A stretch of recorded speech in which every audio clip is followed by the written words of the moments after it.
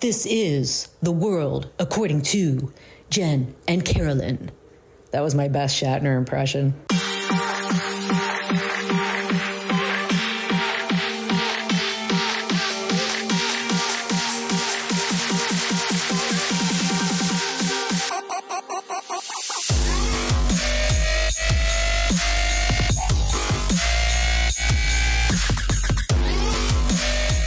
Hey everybody. Hello. So, what are we talking about this week? I don't know. What are we talking about this week? Oh, way to turn it around on me. We're going to be talking about gaslighting. Oh, you just gaslit me, bitch. I don't know what you're talking about. I would never do that. Oh, God. You're overreacting and being really sensitive. Please stop gaslighting me. Yeah, Carolyn just did a really exquisite example of how you gaslight somebody. So, what is gaslighting? It's become a popular term, but do we really know where it came from and what it means? To be gaslit is to feel deeply aggrieved in your body. You know instinctively that something's wrong, but it might be difficult to identify why you feel so angry and confused because a masterful gaslighter will mess your ass up, leading you to believe that you're the problem. So let us tell you how to identify and name your feelings and how to kick that motherfucking gaslighter out of your life once and for all. Bravo. Carolyn, talk to me about a time you felt totally gaslit by another human being. I don't think I've ever not felt gaslit by another human being. Oh, stop it. I don't know. It's really... Everybody's gaslighting me. I think you got something else going on. I mean, everybody's gaslighting you. Well, let me reframe that. In dating, for sure. Well, you knew how to pick them until recently. Well, I really loved a good narcissist. Yeah. Because I could change them, right? Right. I would say probably the biggest gaslighter was the King of the Avenues. Uh-huh. He was pretty good at getting me not to trust myself, and I was pretty digmatized by him. Uh-huh. So that was not hard to do. But specifically, I remember at his 25th birthday, whenever I meet an artist, I think like secretly I'm just obsessed with artists. Yeah. Because they're so fucking creative. Yeah. And I love anyone, like artists, musicians. I know you share that too. And I was just talking to his friend. He was doing something really interesting with his art. Mm-hmm. And I could see him glaring at me from across the room. Ugh. And in the car ride home, I was like, oh my God, like your friend's cousin is so cool. Like does all this art. And he just was like, yeah, I don't appreciate that. Yeah.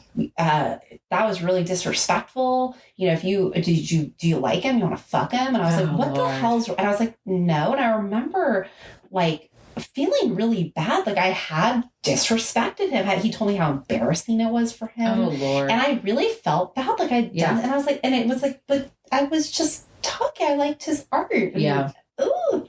Yep. Yeah. I've been there, and it's the same. These are the same men that we talked about ad nauseum in our narcissistic personality disorder episode. So my dark and broken narcissist that I dated was perpetually doing the same thing to me too. I would have conversations. He lived with two guys, and one in particular I had a great relationship with, and we'd be having conversations, and Mr. Dark and Broken would just wordlessly fuck off to his bedroom, turn off all the lights, and get into bed and just disappear. And I'd go in and I'd be like, what is going on? And he wouldn't talk to me. And he'd just say, I didn't like the way you were engaging with my roommate. You know, and then I would feel bad. Yeah. And, I don't think it's appropriate for you to engage with them like that. I'm like, what, have a conversation? Like, well, we were being too flirty. You know, a confident man is going to like that you get along with their roommates and their friends and their family, but not narcissists. They're expert gaslighters. Yeah. So, you know, let's talk about the origin of the word gaslighting. So, selected by Merriam-Webster's Word of the Year for 2022. What's the definition? So the origin of the term, researchers have acknowledged that the word itself comes from the 1938 play titled Gaslight, which in 1944 was made into a British film, Gaslight, about a husband who attempts to make his wife go crazy by insisting she is hallucinating and imagining things. Whoa. According to the American Psychological Association, gaslighting is a form of emotional and psychological manipulation that involves a person attempting to coerce another person into doubting their own accurate observations, perspectives, and reality. Mm-hmm. All right. So according to Everyday Health, there are different types of gaslighters too. So gaslighting is a type of abuse in an intimate partner relationship, when one partner gaslights another partner. That is emotional abuse, according to the National Domestic Violence Hotline. There's racial gaslighting. Racial gaslighting is a form of manipulation aimed at undermining or minimizing somebody's experiences with race. You didn't experience that. You're playing the race card. Medical gaslighting. Medical gaslighting is when a medical provider blames a patient's symptoms on psychological factors or denies or dismisses the patient's illness or symptoms altogether. Happens to women all the time. Political gaslighting. Political gaslighting, it's a form of dishonesty that distracts or confuses public opinion about a political issue. Anybody heard of alternative facts? Thanks, Trump administration. Kellyanne Conway, you Beavis looking bitch. I love that GIF, that meme or whatever. Her next to Beavis, they have like the same chin and hair. Sorry to laugh at another woman, but I don't want to laugh at somebody's looks, but she was she's the devil horrible. incarnate. Yeah, she was so horrible her own husband left her. Yeah. Anyway, Carolyn, what's going on for us psychologically when we are being gaslighted? Well, Jen, I'm really glad that you brought this outside of dating and relationships, because it's not ironic to me that it was a 2022 word of the year. I actually didn't read that you wrote that. This is a term, I think, it's great that we have the internet. It's great we have Instagram, but people use this term so inaccurately. I also hear passive aggressive used very inaccurately. So I'm really glad you talk about the medical gaslighting, and we'll talk about that a little more later. But, I think this is really pervasive in our society, especially in medical field.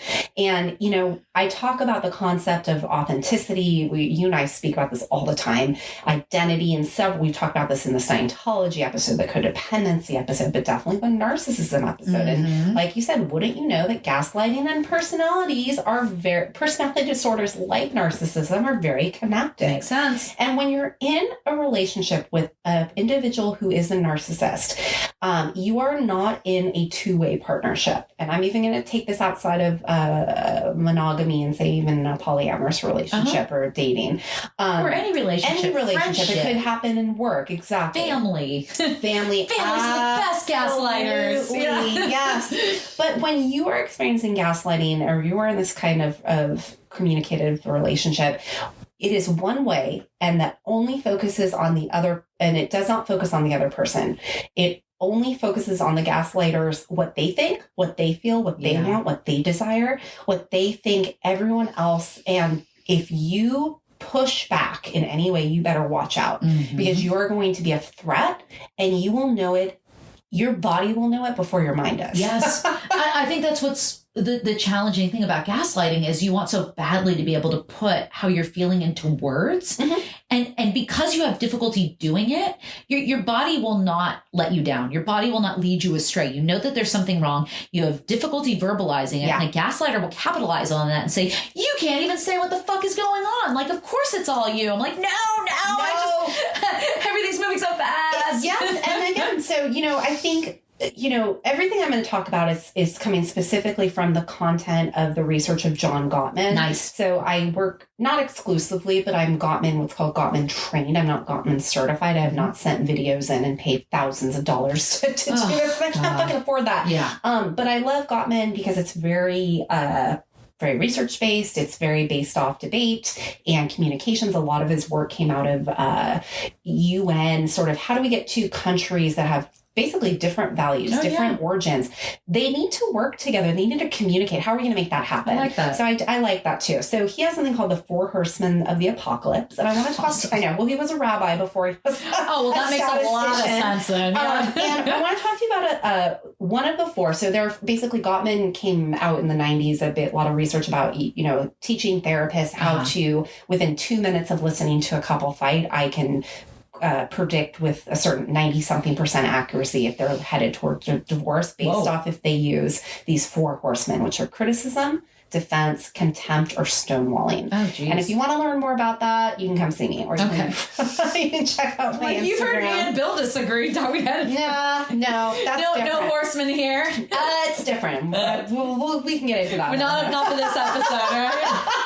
Okay. So contempt is really fascinating, though. So contempt is a form similar to gaslight. It's a form of psychological manipulation. It is emotional abuse, and it leaves the receiver feeling confused and doubting their reality. So not only is a narcissist going to corrupt your worldview, they're going to protect their own reality as a means of survival, no matter what. Yeah. Get that through your head, everyone, no matter what. So if you doubt their reality, they are going to fiercely protect it. And this erodes trust in the relationship. And that's bad, because trust is one of the three pillars that you need a triangle in a relationship. Yep. Trust, communication, and commitment.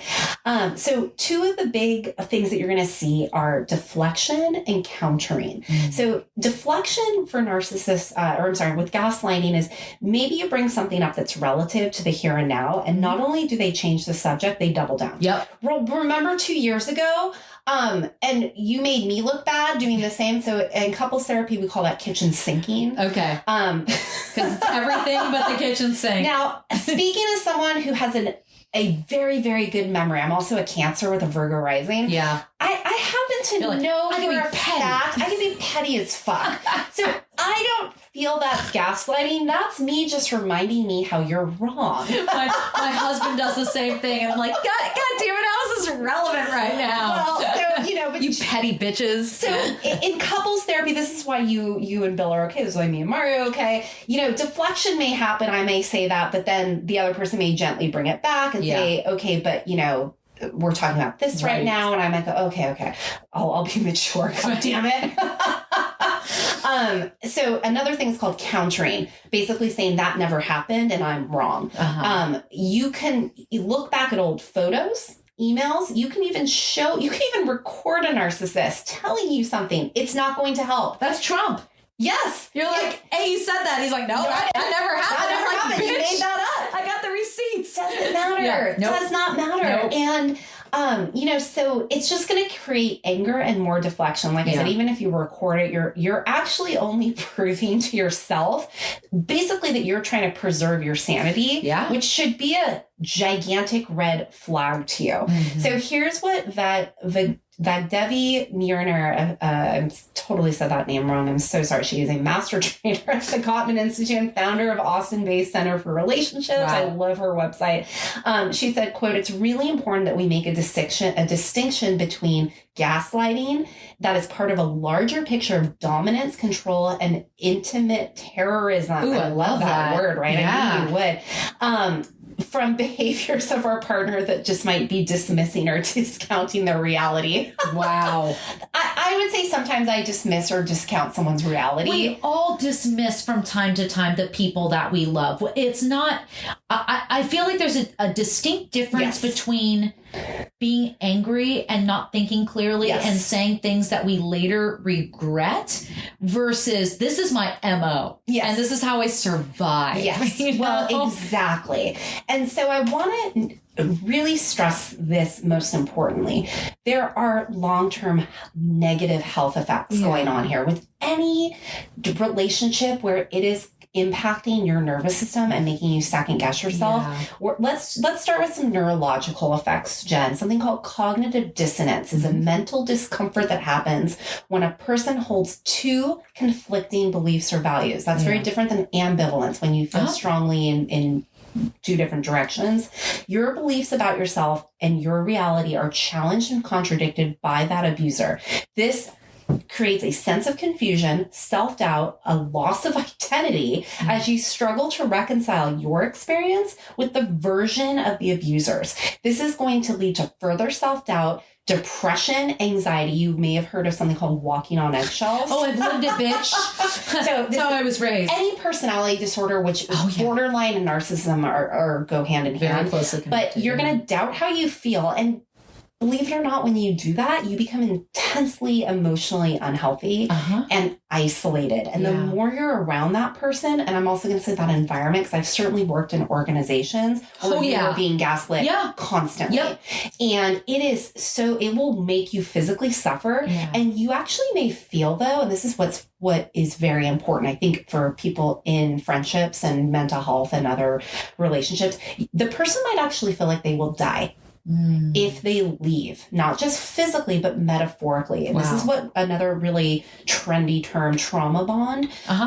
When you feel so attached to someone's reality that you actually don't have one of your own, and vice versa for them too. That's actually what the trauma bond is. And you're beaten down over time like a puppet who is controlled by the narcissist. You actually become dependent on them. And this isn't like day one. This happens insidiously over time. Well, they're breaking you down. And then you have, like you said, you have no reality of your own. So you're dependent on these people to create your reality, which is their reality, which is sick. It's not safe. It's not allowed. And that's how they survive, which is as their survival mechanism. If you're thinking of them like a virus, that's actually a pretty smart tool to use on the right person.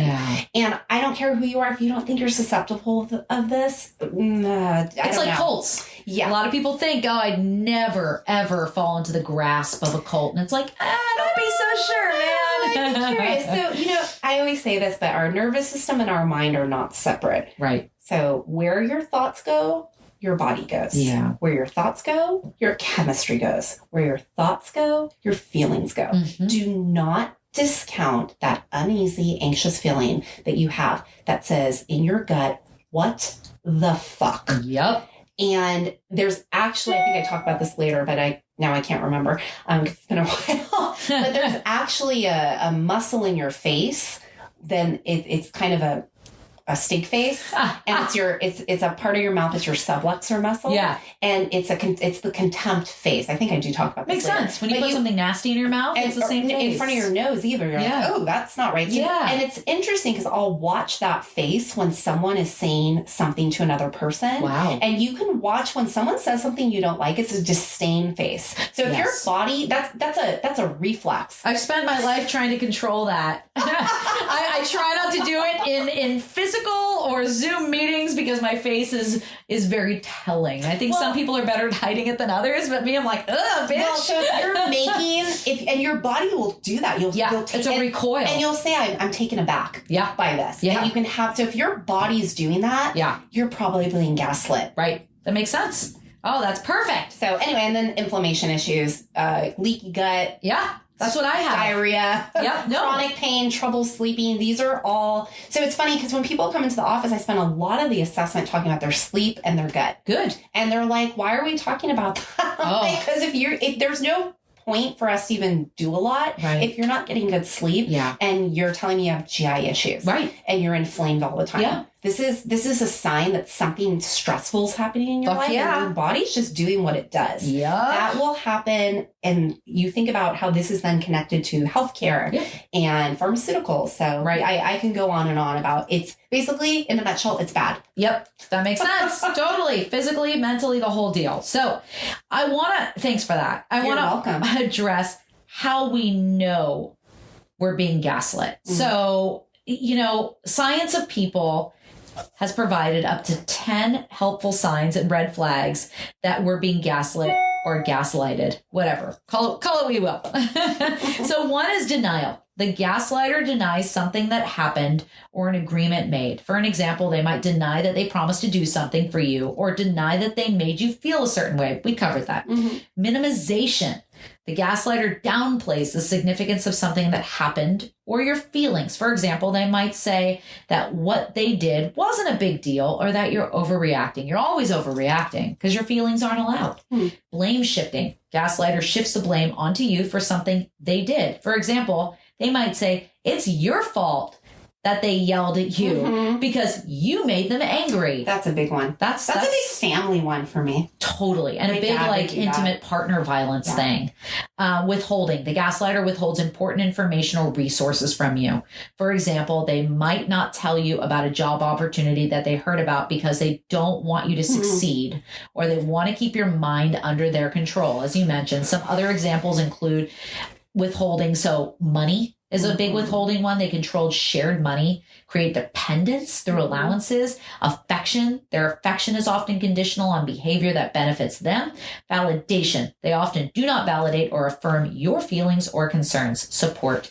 When you need specific support, they may deny you that support or offer support that they deem more appropriate. So, there's also causing confusion and doubt. They use confusion to make you doubt your own reality. They might say something like something that contradicts what they said earlier, or they might change their story frequently. Oh my God, nothing makes you feel more crazy than somebody who does that shit. My God. Isolation, the gaslighter isolates you from your family and friends. That's also a big narcissistic personality and like intimate partner violence thing. Criticism, they're constantly criticizing you for being you. I went through that. Projection. Yes.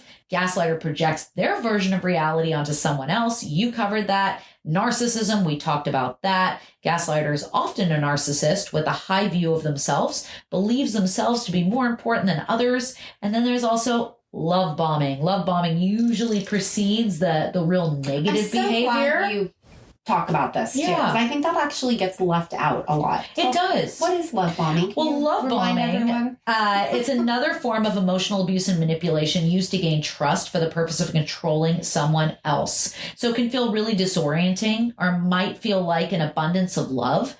However, it's usually masked by ill intentions. This is like the guy that I was dating that I always talk about, who definitely was a narcissist. And initially, the first 3 weeks, month of our relationship, it was all love bombing. It was, the first day of Hanukkah, and I'm going to send you, like a dozen cupcakes to your job. So not only do I look like a hero to you, but now everybody you work with thinks I'm amazing. Telling you they love you incredibly quickly. But so often, especially when that person is a narcissist and or a love bomber, it's quickly followed by all of the negative shit. It's a way to reel you in, so subsequently they can manipulate your ass. And remember, that's gonna cycle back many times. It always does, and it did with the me honeymoon phase. Yep. You might have heard of that. I think honeymoon was sort of the 2000s version of this. No, and it makes total sense, because once a gaslighter or a narcissist sees you slipping away and starting to gain independence, they turn the love bombing back on. Well, and that's another self-protection. Yeah. It's them just doing, and it has nothing to do with you. It's them actually breaking you down to such a monetary or, I'll just love you a little bit. I'll give you the crumbs. Yep. Crumb droppers, for sure. Emotional crumb droppers. It's scary. So, plain and simple, gaslighting is a form of emotional abuse. And if you're in a relationship with a gaslighter or anyone who's abusing you, we know getting out can be really hard. And hell, maybe you want to stay because your gaslighter is he or she has some good qualities. They have good qualities. Who the fuck knows? But Carolyn, how does the person being gaslit break the gaslighting cycle if they want to? Well, I often say that denial is one of the first stages of recovery. So you're halfway there. If you're in denial, it's not the worst thing in the world. But when another human, and I'm going to also mention an organization, because that can happen, is seeking to control our reality, we should always be questioning and critically thinking. Anytime you're not, that worries me. So something called self-actualization, realizing your full potential. This word comes from Maslow's hierarchy of needs. That model has some negative colonialistic plagiarism from it, but it's a solid one at the same time in its own right.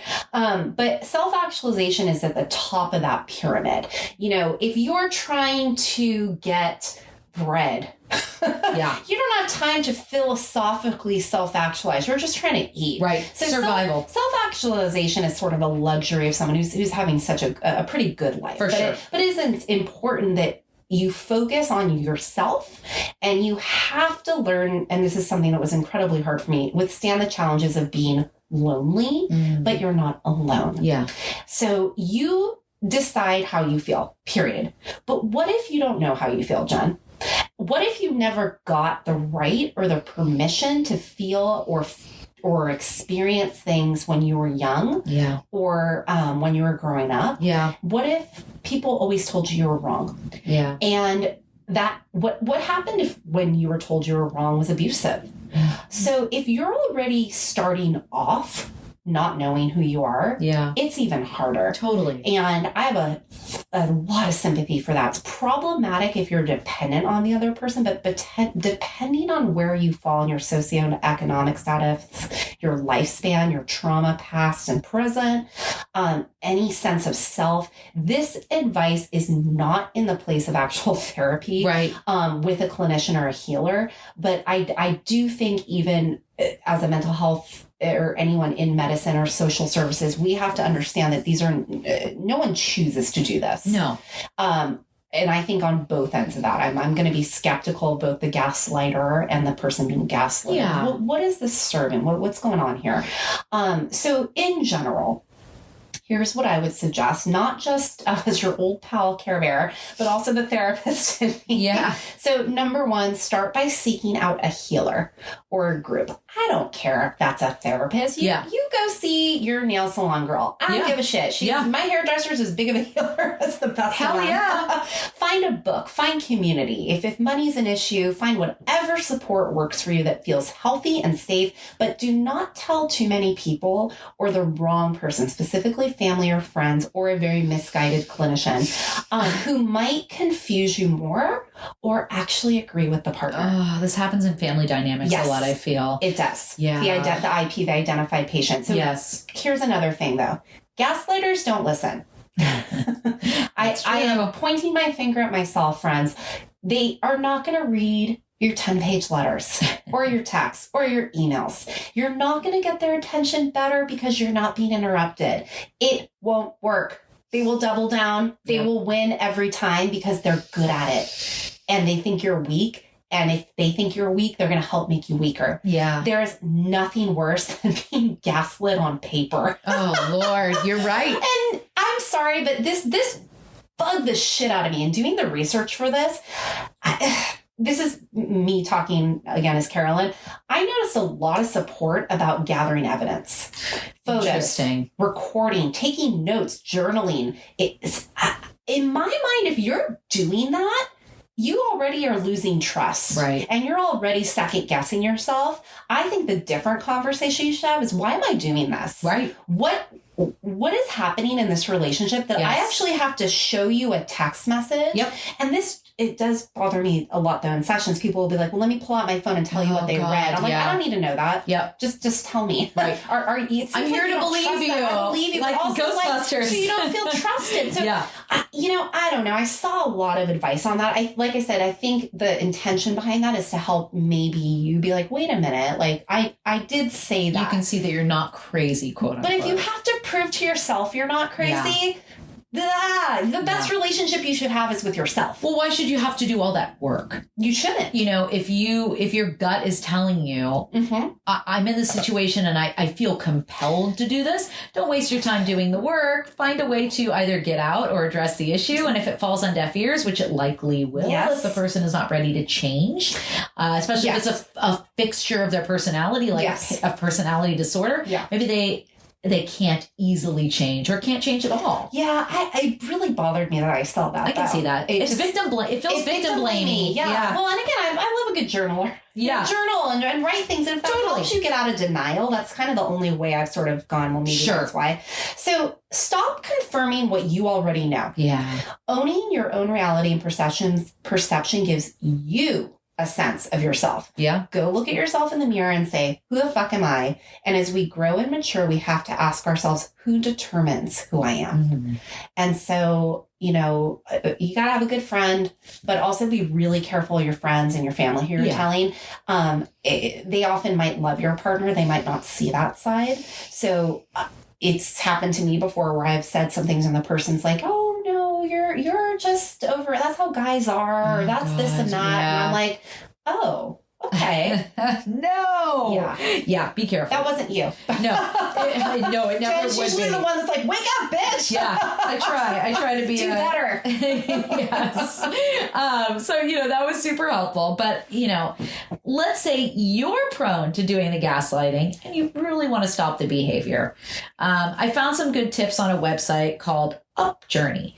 So the first thing was do a self-examination to see why you would want to gaslight someone in the first place. People want to be believed. Mm-hmm. Everyone wants their point of view and their truth to be taken seriously. So for instance, when your spouse says, well, sometimes you forget what you said. No, I don't. And you're made to doubt what you said or did. It can lead to feeling overwhelming frustration. You know, what we see in others, we see in ourselves. That's so true. So what is the reason to keep doubting yourself? Do you have little stability in your relationships, work, career, social circles? Did you have instability growing up? Mm-hmm. Or maybe you had too rigid an upbringing and now you can't quite feel settled when you think for yourself?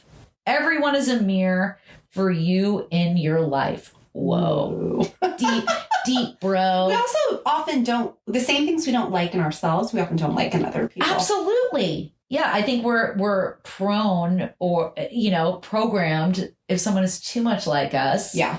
We don't like them. And when somebody points out, well, the reason you don't like one another, or reason you don't like this person because they're too much like you, and you're like, no, it's not true. It's not true. Well, and relationships are intensely intimate. You're going to get on each other's nerves. You're going to piss each other off. And, hopefully that person is doing so with your best interest in a kind way. But we all fuck up sometimes. I've said some shitty thing. God, couples therapists are the worst. My husband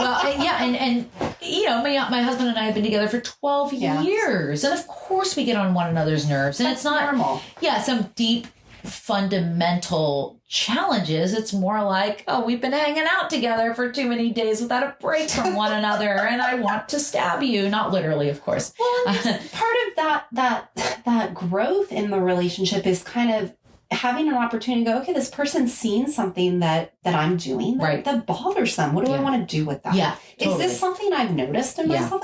Hey, that's hard. Yeah, that is hard because that means, but again, if you're with a loving person, you're going to be doing that back and forth for one another, hopefully for a very long time. Absolutely. You want to bring out the best in one another. Yeah. And if you genuinely love and care about the person, if they say, hey, this is hurting my feelings, and they do so in a way that, I think our first instinct is to get defensive. Absolutely. That's only human. Well, and it's called provoked defensiveness. Yes. When someone criticizes you, I tell couples in Gottman work, the criticism, the antidote is to complain. Yeah. I feel, you say the emotion or two about, here's the fact. Yep. And here's what I needed, or here's what I wish would have happened. It's nonviolent communication 101. Exactly. It's my favorite thing. And someone can still get defensive. And you go, okay, now this isn't me. Something's happening here. Let's take a break. Yeah. Or what's going on? Yep. I like to weaponize my nonviolent communication. Shh, don't tell my husband I'm a gaslighter. No, I'm kidding. Kind of. Anyway, so if you're gaslighting others, ask yourself, what's the end game here? Do I believe every thought I think? Am I creating the level of drama I'm used to in my life? Even a very tragic experience has some treasure in it. Spend your energy on seeking the treasure, bro. I found this website called Candid Haven, and it suggests the following. 1, apologize and take responsibility for past gaslighting behavior. 2, learn to communicate effectively and assertively. Basically, you can stand up for yourself while still being respectful. That's why I love nonviolent communication. That's exactly what it does in a nutshell. Yeah. 3, building accountability and actively working on change. Be accountable for your actions and avoid shifting blame. And 4, practice empathy and active listening. Mm-hmm. Try to find yourself in what the other person is saying in terms of, okay, I can understand why this person would feel this way, or I've been made to feel this way before, and it fucking sucks. Active listening. I hear you saying this. Mm-hmm. Is that what you're saying? Repeat back to them just to ensure you've got it right. Yes. And these are hard skills to learn. And I'm still working on these fucking skills. I wouldn't have a job if people had these skills. Right.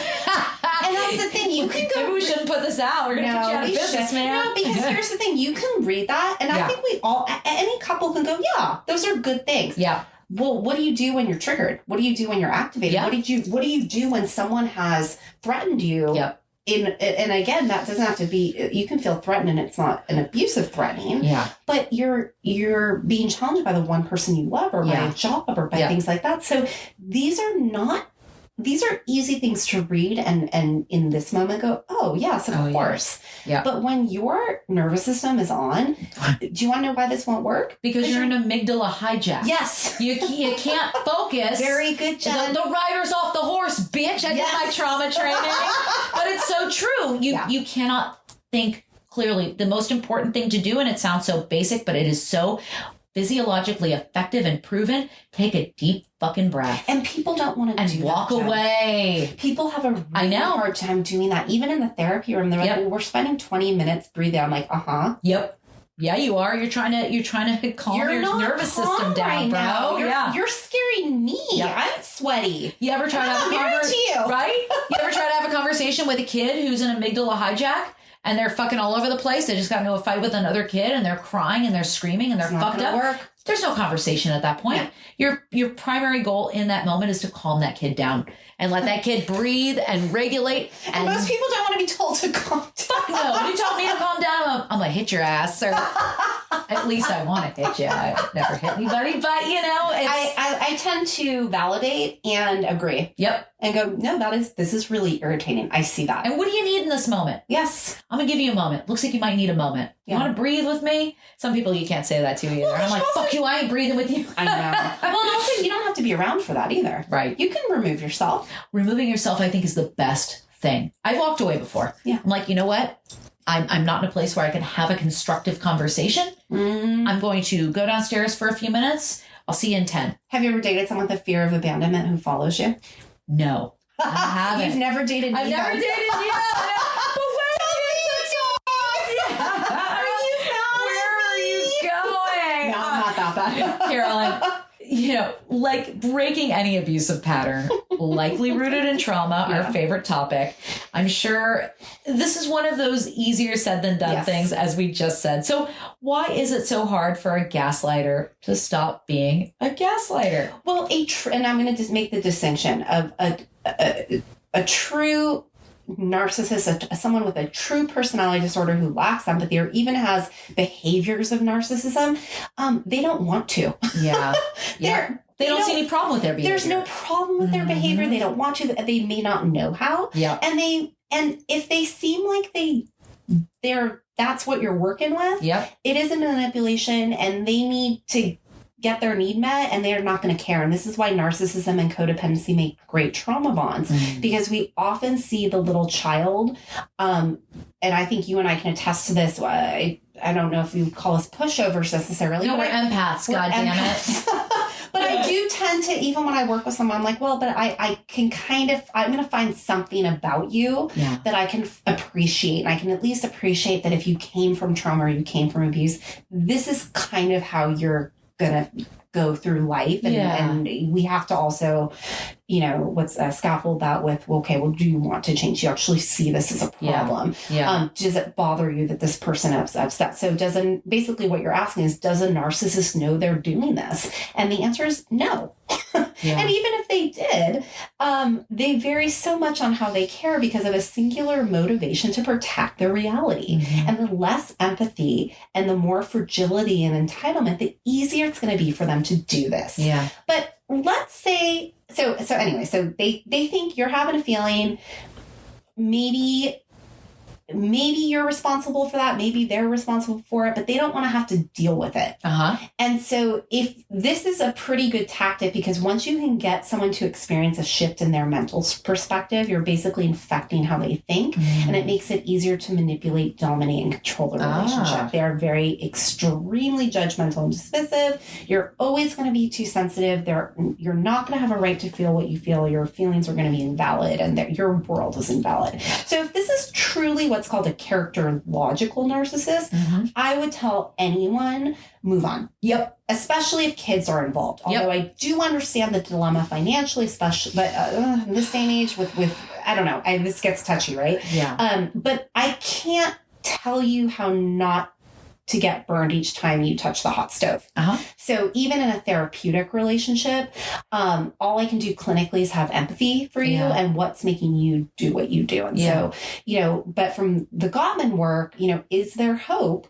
I wouldn't be a very compassionate therapist. I wouldn't be a very good healer if I didn't believe that people can change. Yes. And gaslighting, if gaslighting is not a pattern, the partnership may be able to recover through a relationship, through seeking treatment, intensive couples therapy, or at least something that allows them to create transparency and restore a sense of self in the relationship. Okay. So this might be actually where I would videotape a couple, or I would say, I want you to record your next fight. Yeah. And then let's go back and let's watch it. I could not imagine, I'm just going to say, me being like, hold on, honey, I'm going to go get the... I'll do it in the room.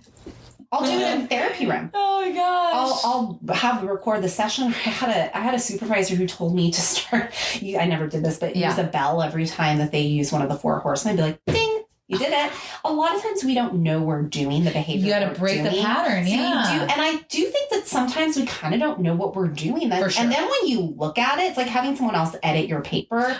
Yeah. It's just different. Well, it's like if you've been doing something your entire life, you're kind of on autopilot, emotional autopilot. Absolutely. And I've seen it happen where then when you show someone, they watch themselves or they hear themselves, like right there, that was the moment where you were dismissive. Yeah. Do you notice that? And again, there's all kinds of reasons why someone's defensive might not be able to understand that. Yep. But if the partner's is open to discover why the relationship is vulnerable to the betrayal, there is possibility of healing. So is it characterological? Is it pathological? Okay. That's really the difference. So I do want to make that decision, like we said before, when I say I'm cold and I want to turn on the heat in my home, my very hot-blooded partner tells me just to put on a sweater, that's not gaslighting. No. He really does run hot. Right. So we're joking a lot in this because I do think, though, that I hear people use this term incorrectly. Right. Or I hear people use the term like, actually, you're gaslighting. Yeah. Like, sorry to break it to you, but that's actually what's happening. Totally. So it's important to keep in mind that what one person calls gaslighting might be another person's, quote, argumentative nature and air of superiority, judgmental tendencies. So we do have to be careful. And this is an article relating back to the medical gaslighting. Many scientists and doctors and very highly educated people and skilled people have a hard time being humble in their egalitarian relationships. I am God. Yeah. So they while they may not intend to harm on purpose, they often get really surprised. I certainly experienced this with some gynecological issues that I had, even with my female doctors, where I was saying, I know my body, this is not normal. And they were saying, oh, it's just this, and this. I'm like, I think it's actually this. Yep. And I really felt gaslit. And they're like, no, this is, you can do, a lot of women do this. I'm like, no, they don't. If they do, then I'm not one of them because it's fucking awful. So in these situations, like I said, if someone's intending harm, you do have to leave. But if someone isn't surprised that you're upset, that would be a red flag to me. But in situations where healing is absolutely possible, if the person's engaging in and is engaging in the behavior, but is genuinely concerned, not just about what they're doing, but about the impact it's having on their partner. Yes. They're willing to look at their own contribution to the problem and are willing to learn healthier ways of communicating, then absolutely anything is possible. And some of those relationships actually flourish better, and it certainly can be helpful. But if it's a pattern, they got to go to individual therapy, and it might take years to treat this personality disorder. But people do work with personality disorders. I don't say I do, but they pop in. Yeah. But absolutely, repair is possible. Okay. Yeah. Good. Well, I'm glad to hear there's hope. And I think there's always hope. So many of us have. I mean, I've gaslit before. I'm sure you've gaslit before. Sure. And I think that you're right. Whether it's coming from a place of, I feel defensive and this is the way that I'm going to react because I feel backed into a corner and I'm not using my resources and I'm not breathing. I gaslit for sympathy. Oh, do you? Interesting. I've done that before. Okay. Survival. Yeah. I mean, I've gaslit before too, but you're right. It is not a deep-seated. And I don't like when I do it. I know when I'm doing it and it feels dirty. Yeah. So I think that means we're not, intrinsically prone to gaslighting, which is good. Yeah, good. But there seems like there's hope for those that do gaslight and for those who are being consistently gaslit. And I think, with any relationship, no matter what's happening to you, if something is happening that constitutes abuse, we encourage you to take care of yourself first and foremost, and to recognize as quickly as possible, either independently or with the help of a healer or a clinician, that what's happening to you is abuse, and you do not deserve to be abused. No. You deserve better. So don't let motherfuckers gaslight you. Yeah. All right. See me if they do. Right, exactly. You gotta keep Carolyn in business, goddamn. We can't give away all the secrets. No. Otherwise, this bitch won't be able to pay me rent. So I'm her landlady, son. Gaslight you. All right, everybody. That wasn't actually gaslighting. See, I'm using it incorrectly. All right, everybody. You have a great night. Don't forget to like, subscribe, follow us on TikTok, and give us a good review for the love of God. Please. Just like 5 stars. You don't even have to write anything, but we would prefer if you wrote something extra nice about how awesome we are. All right? Yay. We'll see y'all next week. Bye. Bye.